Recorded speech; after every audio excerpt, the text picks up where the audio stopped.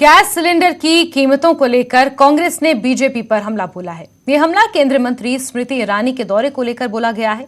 प्रदेश अध्यक्ष प्रतिभा सिंह ने कहा कि जब सिलेंडर की कीमत 450 रुपए थी तो केंद्रीय मंत्री स्मृति ईरानी ने प्रदर्शन किया था। पिछले चुनावों में महंगाई कम करने का वादा किया था, जो अब तक पूरा नहीं हो पाया है।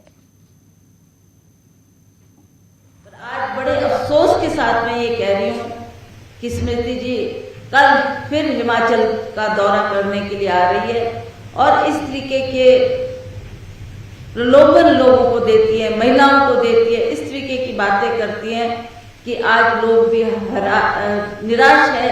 और हम उनसे पूछना चाहते हैं कि आप किस बात को लेकर दोबारा हिमाचल का दौरा कर रही हैं।